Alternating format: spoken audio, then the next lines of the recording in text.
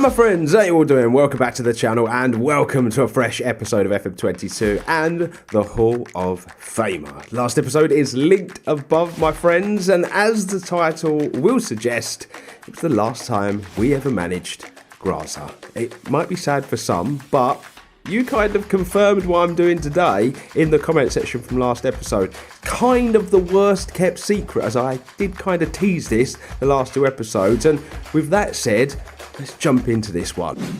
Okay, so first up, my friends, we're going to do the Hall of Fame journey. We're basically doing this during the course of the series whenever we move clubs. I'm just going to give you a quick breakdown of what we've achieved with our last club and then the journey to the new club. So Grasser, AK 1902, what a time we had with the football club. Really enjoyed my time in Austria, but a job came up that was too good to turn down. Even though it's a bit of a hot mess, which you're going to find out in a minute, I've decided to leave. And we leave the club having won one height bet, two Liga, which was the second division. We've won a Topico Bundesliga, 2 Austrian Manager of the Years, and 2 Austrian Sports Magazine Manager of the Years. Really good time in our, I think it was 3 seasons, wasn't it? 3.5 seasons in Austria. We were well on the way, to be fair, this season to going on and winning another Topico Bundesliga.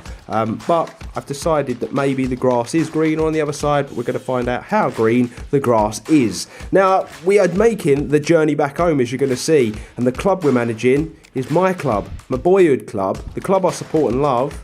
It's West Ham United.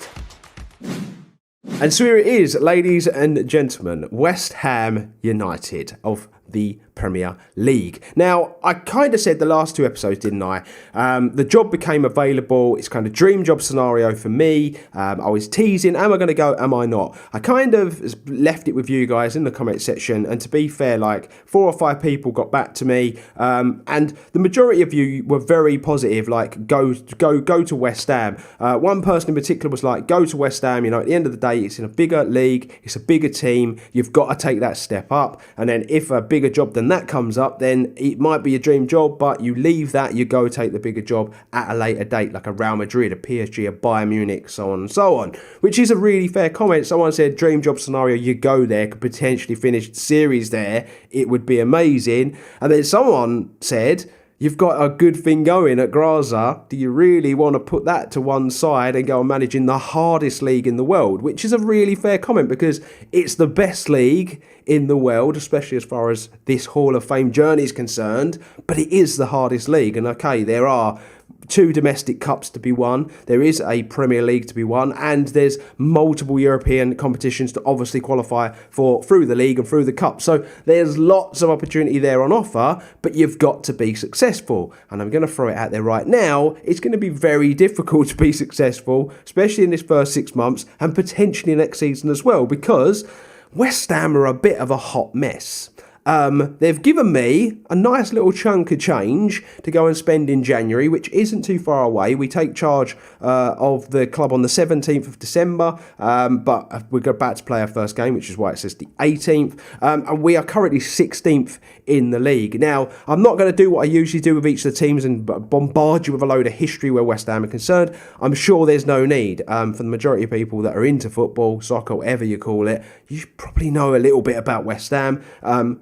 London club, East London club, my club, you know, basically born round the corner to the club, have supported it since my arrival on this planet, basically, and I absolutely love the club. Now, it was interesting to me to find that there are actually some players still here that we've got in the squad at the moment, and they're really good players. I'm surprised that Declan Rice is still here, but he is. I'm amazed he hasn't been snapped up, because he is mustard in this game. He's still at West Ham. But first and foremost, we're just going to run through all the stuff, and then we're going to play one game today. So the first we're going to do is club visions.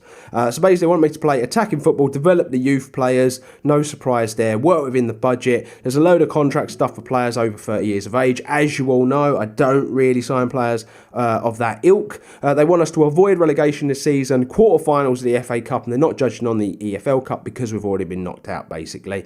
And then from next season, it's about continuing to establish the team. We've been offered a 3-year deal So, I intend to be here as long as humanly possible, basically. I really want to win something. The deal that I've kind of made myself, as well as all the other rules where the series is concerned, is win something with every club. So it would be nice to win something with West Ham as well. As far as the financial situation of the club's concerned, as you can see, it's not great. They've got £18 million in the bank, but they've given me £40 million to spend, basically, if we're rounding that up. A huge wage budget, £2.3 million worth of wage budget. We were just dealing with a wage budget at Graza of about 400k. So, yeah, it's a big change. It is a big change. But this club is in need of some players, and we're going to have to spend that, which does mean we're probably going to send the club into the red. But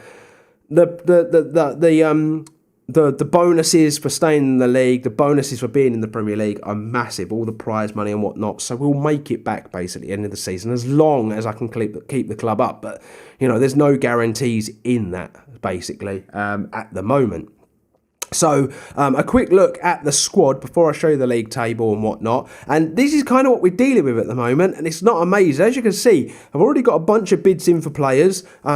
They're players I want to move on. I want to make some money on them. And then in January, I'm going to basically try to do a mini rebuild of this team just to get us to the end of the season. It's very old, this team. And as you all know, I'm a bit of a regen hunter. I like to buy young players, develop them and build the team from there and kind of let it flourish and keep it together for as long as possible.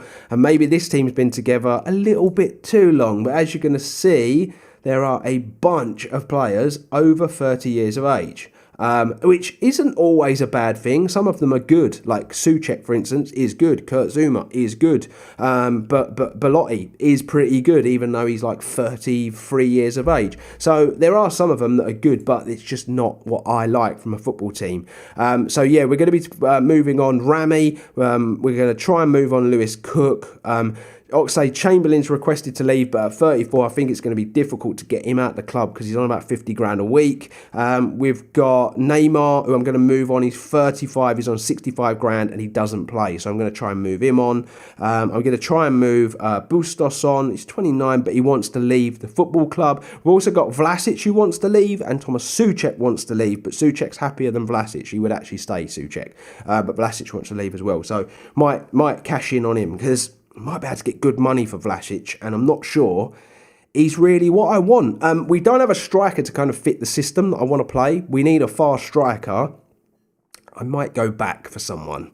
I don't usually go back to my old clubs and steal their talent, but I feel like I put together such a haul of talent at Graza, it'd be rude not to go back and get one or two of them. But yeah, we're a bit short basically in a number of positions, and basically this team over the next season or two is going to go through a massive rebuild. But we do have the likes of Jared Bowen, who is a very, very good looking player. I actually think he would probably be better up front than he would on the wing. I think he looks really, really tasty. I really like the look of Tommy Souček. He looks really good. I really use these players in the game because I'm one of those people who likes to take on a bit of a challenge and do smaller teams. Souček looks good. Declan Rice is still here, as I've already said. I actually think he would be an amazing ball-playing defender, but I'm going to play him in the midfield, just make the most of his passing ability. Kurt Zuma, let's ignore the controversy that's going on in real life. As far as FM's concerned, very, very good defender. 33 years of age now, though, so that's going to be interesting come the end of the season, isn't it? At the end of the day, as long as those physicals are still good, which they are, then you can kind of get away with it. He doesn't seem to be on the downward spiral. I've noticed that this Perez is very good as well, Zuma's defensive partner. So maybe the two centre-backs are set up nicely for us. But yeah, as far as the rest of it, it's pretty average, I'm going to be honest with you. The wings especially. I like the look of this guy, Oscar. I'm probably going to play him Cam, as I am in the next game. But yeah, as you can see, 29 years of age. So how long have we got left of him? The team, like I say, it's a bit of a hot mess. Now, as far as the competitions and stuff are concerned, we are still in the FA Cup. We're due to play the third round against Cardiff, which I might do next episode. As far as the league table is concerned, though, it has been a disastrous season for West Ham, and this is why the job became available. Just 3 wins from their 17 games played this season, which, let's be honest, is not good enough for a team with the amount of talent that it's got, because it has. Although I'm saying it's average, it's still got some good players. I think good enough players to be picking up wins in the division. 6 draws and 8 defeats, just 15 points on the board. They sit 2 points above the relegation places. It's going to be a big job. Now, they just want me to avoid relegation, but obviously the higher we can get this club up the table before the end of the season, the more prize money we get. But I don't really know what I'm walking into. How good are this team going to play my system? Because I am going to bring over the Graza system, the Polytechnica system, the Reykjavik system, the one we used at all the clubs. I'm going to pull it over. We're going to use it here because it's done us an absolute treat. Obviously, we've evolved it as we've gone. It's less defensive now and a bit more free-flowing and fluid. But we're just going to see what we can do here with West Ham where it's concerned. As far as the season preview is concerned, you will see that we were predicted to finish 11th. So the club are well below par at the moment. So that's probably one of the other reasons why the previous manager was sacked. 101 to win the league, no surprise there. The Manchester clubs are up there. I think City have been dominating.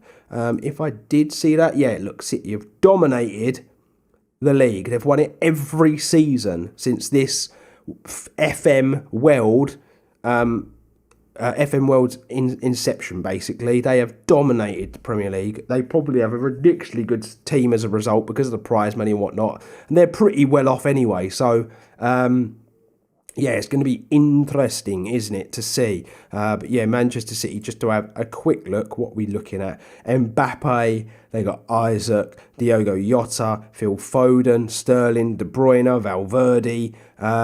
Yes, they've got some good players. Laporte still here, Ruben Diaz, Ederson. They're all getting on a little, but they're probably all still bloody world class. So yeah, we are going to be coming up against that. So that's going to be very, very difficult. As far as transfers are concerned, you'll see I've just put in a bunch of offers for coaches. I'm trying to sort that out. As far as the players that are potentially leaving, we've got Rami, who's potentially going to leave for about 700k because his contract's coming to an end. Lewis Cook, we're going to get about 13.5 million for him. I think Neymar's going for about 130k just because of his age and the fact that he is going to be out of contract.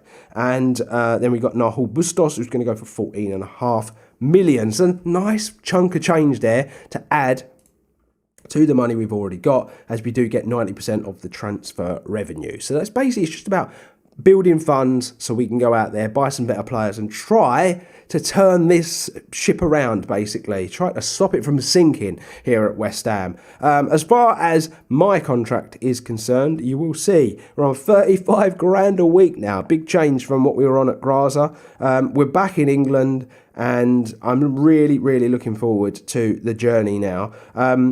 So far, we have a 63% win percentage, but I kind of feel like that's going to take a little bit of a hammering now that we are in England. The manager's starting to look good. Maybe I would have liked to have developed him a bit further, but honestly, I just felt like this was too good an opportunity to turn down. And I wanted a challenge. I wanted a new challenge. I just wanted to see what we could do because I really felt like I was just going to win the league again with Graza, and I didn't want it to get stale.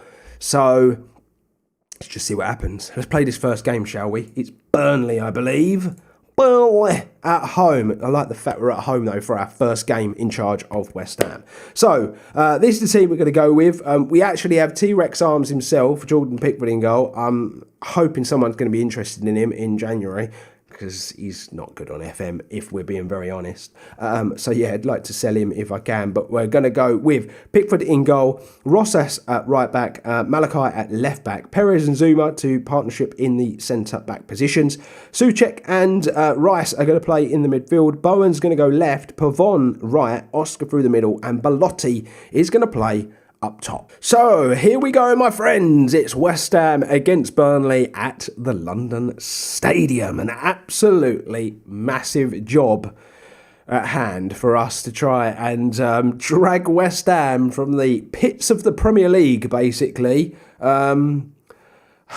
I don't know how realistic it is for us to try and win the Premier League in our time at West Ham, but I do feel like the FA Cup, the EFL Cup and stuff like that might be the realistic ones to aim for every season. But 16 minutes into this game, Burnley are on the football, and that's a good ball through, and I'm hoping VAR is going to chalk that off for offside. I'm actually going to get a little shouty. Yes, they did disallow, because it was too easy to play him in there.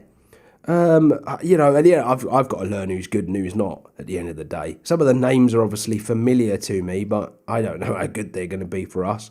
Like I say, they might be more realistic, especially the first couple of seasons. But yeah, to honestly build a Premier League winning team, you need money and you need backing and you need to consistently be qualifying for Europe. You've got to build your finances up. Here we go, though, corner. Pavon with it. It's not a good corner. It doesn't beat the first man. I think any professional footballer that can't beat the first man from a corner should be fined a day's wages every time he does it. Because honestly, you paid all that money and you can't beat the first man. Rice, that ball actually managed to get to Pavon. It looked like a bit of a nothing ball. And then the header goes over the bar. I should have said at the beginning of today's episode, I am still suffering, gang, with my throat, my voice. Still got a cough. I'm getting colds on and off. Honestly, I just feel like my immune system's taken such a beating since having COVID at Christmas. Belotti puts Oscar through. He has to finish. Good in there. Oscar is the first goal scorer of my West Ham tenure. It was a lovely ball from Belotti. Plays him in, and we go 1-0 up. And this is must-win territory already, in my opinion, this first game. It really, really is. That's a good header. Oscar into Souček. He's going to go wide to Bowen. He's going to come back to Perez, though, because of the header being won. Into Bowen now. Comes inside to Souček. Oh, he's lost the football, and that really is terrible. And I'm looking at Burnley's team. There's a lot of names here I recognise. They look good, and they're going to make that 1-1. There's nothing wrong with that goal. There's absolutely nothing wrong with that goal, in my opinion. That looked onside. I am going to demand more. Yes, it did look onside. It's the perfect time to score, isn't it? Just before half-time. Right. I'm going to have to get into the team, I think. I'm actually going to say I'm not happy, although half of me is happy because we did create a fair few chances. Zuma. Oh, that's a loose ball. It's going to come wide. Good tracking, though. An interception from the right back. Souček now plays it wide into Bowen. That's a ball. It's over the top. Belotti's going to get onto it. And Belotti, the Predator, he finishes and makes it 2-1 against Burnley. Lovely to see. I can't help but get excited, but every time I do, it's just straining the bloody voice further. Right, Malachi, free kick. He plays it into Perez, who's going to drive forward. I really should have taken you through the tactic. I've changed it again ever so slightly, just early on in the West Ham career. Oh, get in there! Belotti makes it 3-1. Come on, West Ham. Yeah, I'm not playing with two ball-playing defenders. I'm playing one central defender, one ball-playing. And then my advanced playmaker, I'm playing on support instead of attack, because that will give me a bit more of a defensive mindset when we are off the football, basically. That's what I'm doing. Just kind of reined it in a little. Ball coming in. Good save from the goalkeeper, though. 65 minutes gone in this game. Or pretty much, anyway. It's gone all the way back to Pickford, who plays it to Malachi now. He comes wide into Bowen. Is he going to rip his man? No, he's not. That's a great ball, though. Oh, it's hit the crossbar. What an effort from Belotti. What a hat-trick that would have been. I think it might have been a perfect hat-trick had it gone in. Corner. Pavon with it. Zuma! Oh, we've created so many chances. We have created so many chances. I'm going to bring Souček off for Lewis Cook. And I'm going to change them around. Oh, I think Burnley have scored. While I was doing this. See, there's people out there that scream at me for pausing it. But that's why I pause it, so you don't miss stuff. Yes, Burnley have made it 3-2, and now it's squeaky bum time. We were playing some good stuff.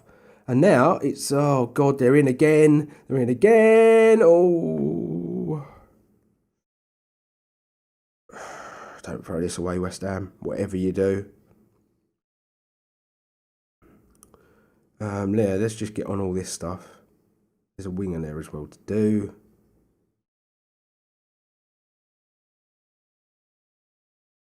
Come on, we've had twice as many chances as them. The 3-2 is a very flattering scoreline on Burnley at the moment. Declan Rice has not played well. Might cost us. All over the top. Dealt with by the left back though, who has got a bit of a knock. Again, I'm going to say it again. I wish they would flag that up. Rice though, ball through. Belotti! Oh, it's just gone away from him. It was a lovely ball from Rice, but it just got away from Belotti. We've still got it though. Oscar still got it. Gets away from his man. Can he get a ball in? No, he's going to go back to the left back. Now it's a Cook. Oh, it was a good effort. It was curling. I'm going to get the left back off. Can't risk any injuries. We've got such a small team and limited good players as well. Oh, yeah. Yes, come on. Come on. See it?